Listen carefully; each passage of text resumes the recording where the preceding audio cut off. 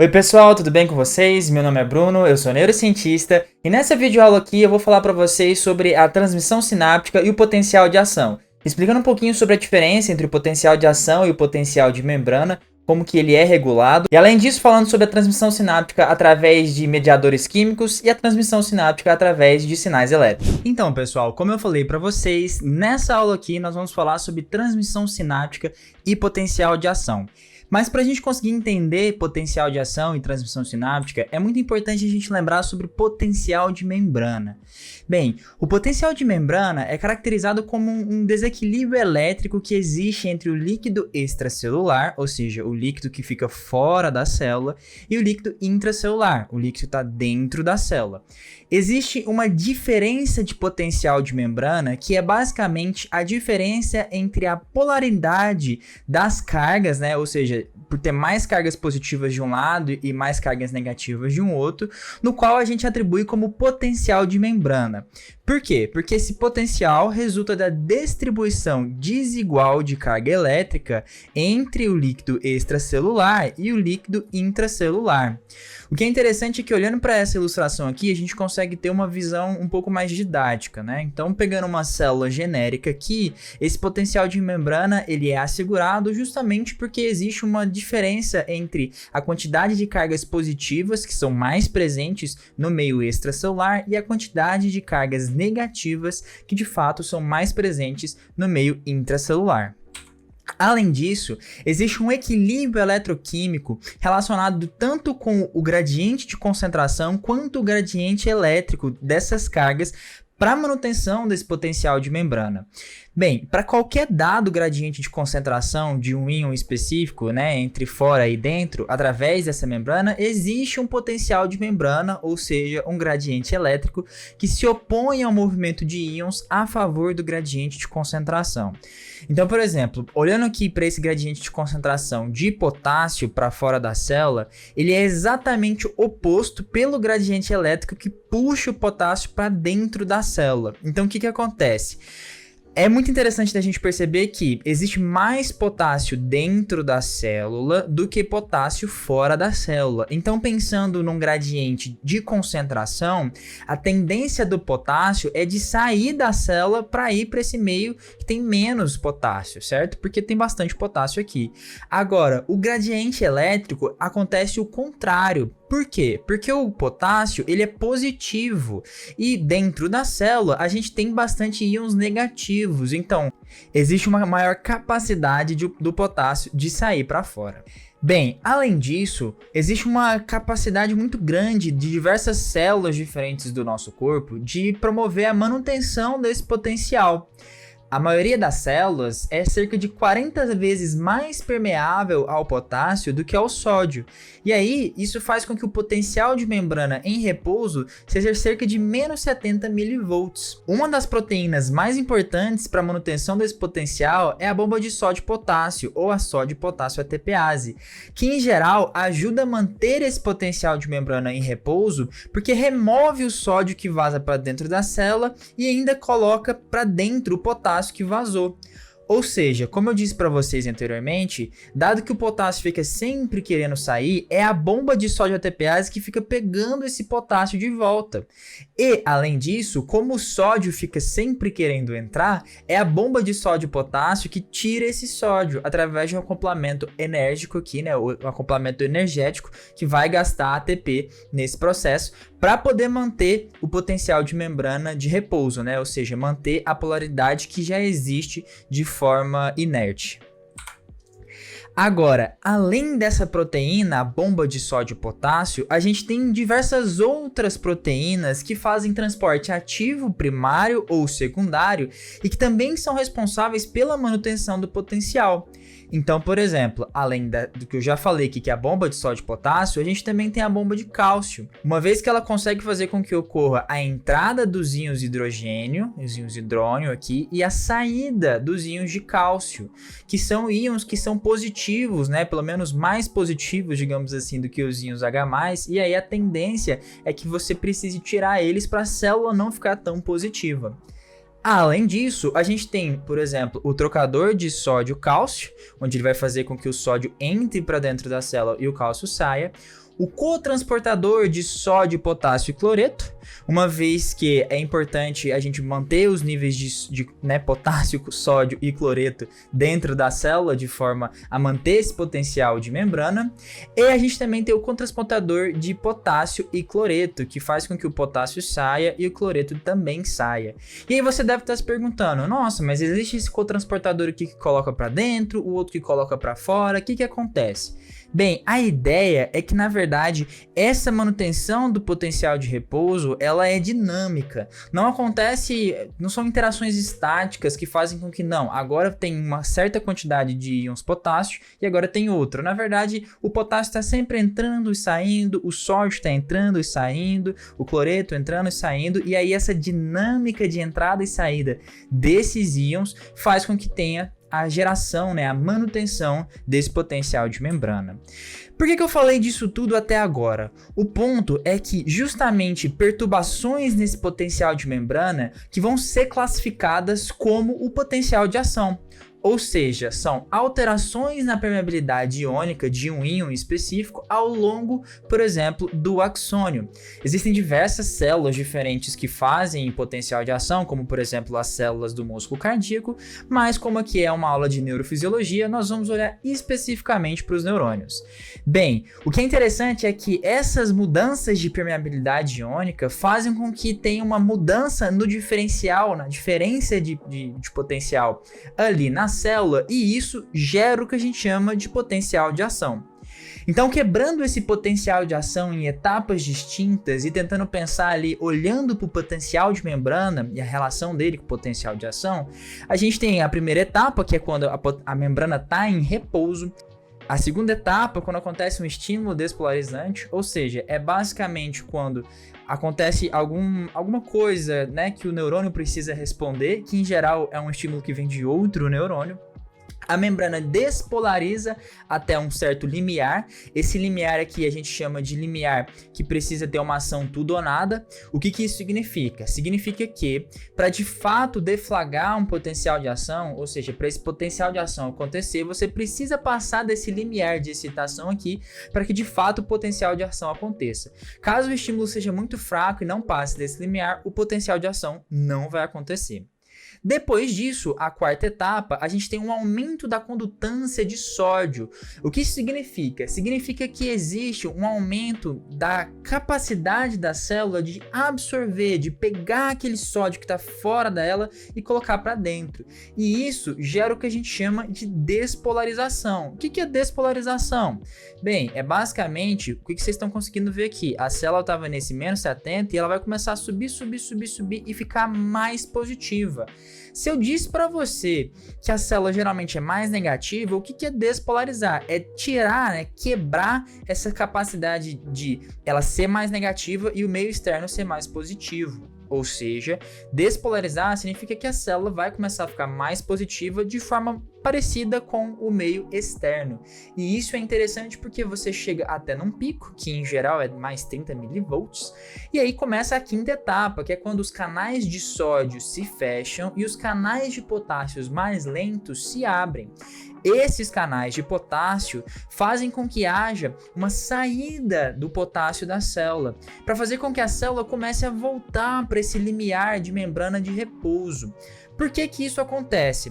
Porque eu falei para vocês que a célula começou a ficar mais positiva, certo? Bem, depois da célula ficar mais positiva, ela começa a precisar de alguma forma tirar os íons positivos para poder retornar aquele potencial de menos 70. E isso acontece justamente com a saída do potássio da célula em direção ao líquido extracelular. Os canais de potássio vão continuar abertos por um certo tempo, que a gente chama de hiperpolarização rápida aqui, Ou seja, passa do limiar e ele hiperpolariza um pouquinho a membrana. O que significa? Significa que sai potássio mais do que deveria, digamos assim. Sai mais potássio do que precisaria para poder retornar ao limiar de potencial de membrana de repouso. E aí, depois disso, os canais de fato conseguem se fechar, os canais de potássio dependentes de voltagem, e aí na etapa 9 a célula retorna à sua permeabilidade iônica. Bem, você deve se perguntar, nossa, mas por que acontece essa pequena hiperpolarização? Bem, isso daí a gente chama de período refratário. Na verdade, a gente até divide, como eu vou falar mais pra frente, entre período refratário absoluto e o relativo. Mas o ponto é que esse período refratário aqui é justamente quando o neurônio ele não vai ter facilidade para se disparar de novo. E isso meio que garante com que ele não dispare de forma aleatória e a qualquer estímulo. Por quê? Porque quando ele estiver nessa parte aqui, ele vai precisar de um estímulo muito maior para poder conseguir despolarizar novamente. Bem, olhando para a permeabilidade iônica durante o potencial de ação, a gente percebe que o começo dele acontece o aumento da permeabilidade do sódio, ou seja, né, o sódio começa a ter uma maior capacidade de entrar dentro da célula, e ele começa a descer, e conforme ele começa a descer, aumenta a permeabilidade iônica do potássio, que é o potássio conseguindo sair dessa célula até acontecer o processo de pós-hiperpolarização e entrar novamente no potencial de repouso. Bem, o que é o interessante? Eu falei para vocês aqui sobre os canais de sódio e como eles são importantes para a atividade do potencial de ação. Então eu trouxe essa imagem aqui para poder mostrar para vocês o que está acontecendo com eles. Bem, a gente tem essas proteínas que são chamadas proteínas canais de sódio voltagem independente, e que tem esse nome porque eles precisam da alteração de voltagem que acontece por conta da despolarização inicial, né, do estímulo inicial, para poder ser ativado. E aí o que acontece? Eles estão sempre bloqueados, mas durante o potencial, quando acontece um estímulo despolarizante, essa porta de inativação aqui, ela se abre, ela sai e para de inativar esse canal de sódio voltagem independente. E aí quando você tira esse bloqueio da porta, o sódio consegue entrar para dentro da célula. Vários canais vão sendo ativados, o sódio vai entrando na célula, e aí conforme ele vai entrando, ele vai conseguindo despolarizar, e vai aumentando, até que o canal começa a fechar, justamente por alteração do equilíbrio e o aumento da atividade de bomba de sódio ATPases, por exemplo, que vão conseguir de fato jogar o sódio para fora. E também porque ocorreu, né, uma alteração do gradiente eletroquímico aqui, porque encheu demais o sódio dentro da célula. E aí, durante a repolarização, a saída do potássio da célula faz com que os portões voltem às suas posições originais. Então, essa dança aqui de atividade dos canais de sódio voltagem independente é que fazem com que ocorra o potencial de ação no neurônio. Agora, o que é interessante, como eu tinha falado para vocês anteriormente, a gente tem dois períodos refratários. O período refratário absoluto é um período onde nenhum outro estímulo pode disparar outro potencial de ação, que é justamente sobre esse momento aqui que eu estava falando para vocês, enquanto os canais de sódio fecham-se e os canais de potássio abrem-se ali, né, depois do processo de repolarização. O período refratário relativo é apenas uma parte, né, um momento ali da atividade do neurônio onde precisa-se de um estímulo maior do que o normal para iniciar um novo potencial de ação. Então, os canais de sódio voltam à posição original, aos passos que os canais de potássio continuam permanecendo abertos. Então, nesse momento aqui, o que acontece? O neurônio pode ativar de novo desde que você consiga ter um estímulo que faça com que a condutância de sódio aumente drasticamente e de forma a passar esse limiar. Só que, como vocês podem ver, como ele está abaixo do potencial de repouso, esse estímulo precisa ser mais forte. Ok, estou falando aqui várias e várias vezes sobre estímulo e sobre o potencial de ação, mas como que acontece essa condução? Bem, olhando para o neurônio, a gente tem uma parte que é chamada de zona de gatilho, que é basicamente a zona de quando um potencial de ação vai ser deflagrado.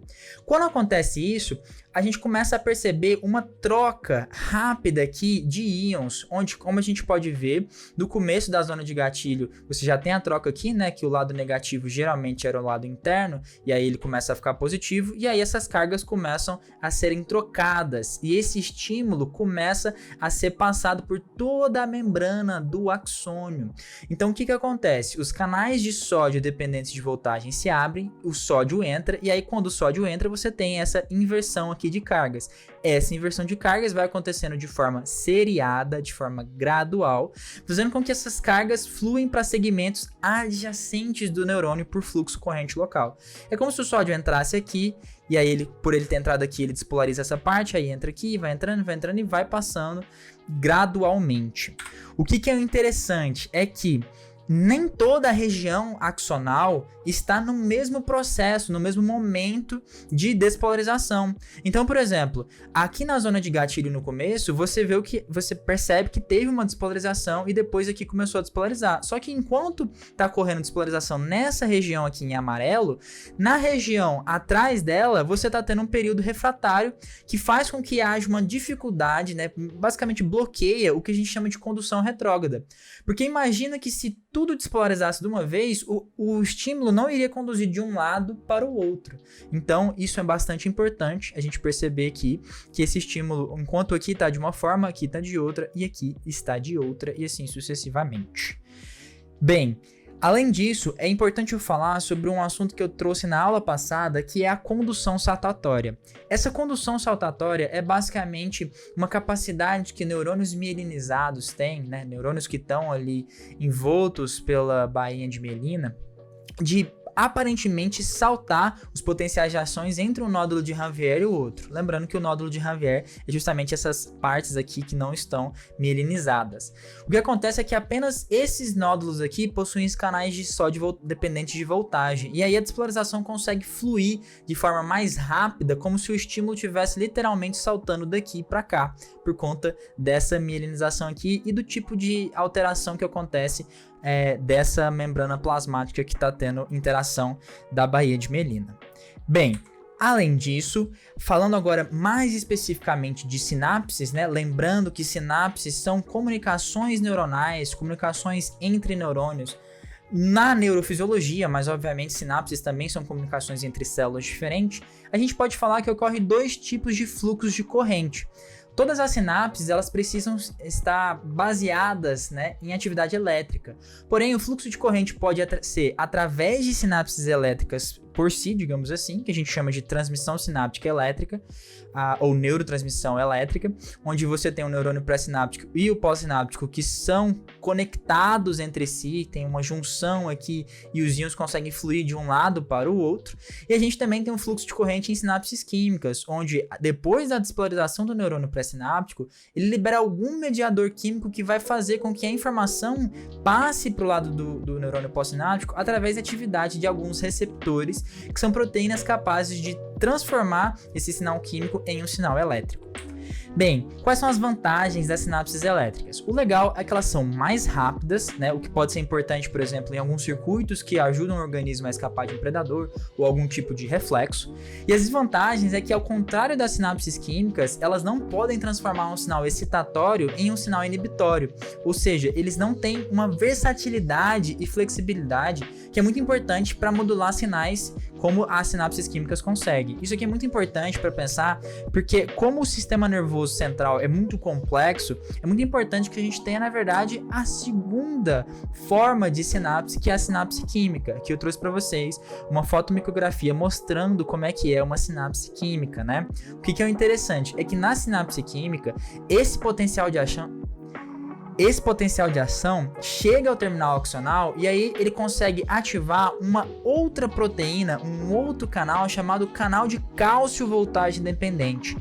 A entrada de cálcio nesse final do potencial de ação faz com que promova o aumento da capacidade da vesícula sináptica, que é esses botãozinhos aqui que tem as moléculas neurotransmissoras, de promover o que a gente chama de exocitose. O que é a exocitose? É basicamente o neurotransmissor sendo liberado do neurônio pré-sináptico através da fusão, né, dessa vesícula sináptica aqui com a membrana. E aí depois disso, o neurotransmissor vai se ligar em seu receptor e vai promover uma resposta no neurônio pós-sináptico. O que é interessante é que o término da ação desses neurotransmissores ocorre em etapas, e tem distintas etapas, na verdade, que podem ocorrer a qualquer momento. Por exemplo, Primeiro, os neurotransmissores podem retornar aos terminais axonais para serem reutilizados através desses transportadores aqui, ou eles também podem ser transportados para as células da glia, no caso os astrócitos, também por transportadores. Lá na fenda sináptica ou no neurônio pós-sináptico, você pode ter enzimas que inativam esses neurotransmissores, né, que degradam o neurotransmissor. Isso aqui é bastante importante, por exemplo, para a neurotransmissão colinérgica, né, através de acetilcolina. E a gente também pode ter os neurotransmissores difundindo-se para fora da fenda sináptica através de difusão. Agora, o que é interessante é que é muito importante a gente entender que existem umas diferenças sobre a força do estímulo e a capacidade de liberação de neurotransmissor. Ao passo que estímulos fracos liberam pouco neurotransmissor, então vocês podem ver aqui um estímulo fraco consegue passar aqui do limiar, mas como ele é fraco, né, ele não é um estímulo fásico, é um estímulo mais crônico aqui, ele tem uma liberação de neurotransmissor muito baixa. Só que quando você tem um estímulo forte que vai gerar mais potencial de ação, você vai ter uma maior liberação de neurotransmissores. Então você tem um acoplamento da capacidade, né, da quantidade de potenciais de ação com a liberação de neurotransmissores. E isso faz todo sentido, uma vez que, se você for parar para pensar, é muito importante que diferentes forças de sinais, forças de estímulo, promovam respostas diferentes em neurônios diferentes. Além disso, as respostas pós-sinápticas, elas podem ser mais rápidas e mais lentas, não somente por conta da quantidade de neurotransmissor, mas também por qual tipo de receptor que esse neurotransmissor vai ativar. Por exemplo, os neurotransmissores geram potenciais sinápticos rápidos e de curta duração através de canais iônicos, onde ele vai se ligar aqui e esse canal iônico vai promover uma série de respostas relacionadas com a entrada de íons, como o sódio ou a saída de potássio ou a entrada de cálcio, que promove o que a gente chama de potencial excitatório pós-sináptico, ou PEPs, mas ele também pode, por exemplo, promover uma atividade inibitória, gerando o que a gente chama de potencial inibitório pós-sináptico, por exemplo, quando acontece a entrada de íons cloreto, que é negativo. Além disso, você pode ter os neuromoduladores, que geram potenciais sinápticos lentos e efeitos de longo prazo, que em geral são aqueles que ativam receptores acoplados à proteína G, que eu vou falar mais pra frente aqui, podem ficar tranquilos, e que basicamente ativam uma via de segundo mensageiro, que são vias de transduções de sinais, que vai modificar proteínas existentes ou regular a síntese de novas proteínas e promover uma resposta intracelular coordenada. Além disso, é muito importante a gente entender que ocorre uma integração da sinalização sináptica, geralmente através de dois processos diferentes, como a somação temporal, quando ocorre dois potenciais de ação de um neurônio pré-sináptico em um curto intervalo de tempo. Então você tem aqui o primeiro e o segundo, que isoladamente não vão ativar o limiar, mas quando você colocar eles em conjunto, você vai conseguir passar do limiar e essa somação causa um potencial de ação.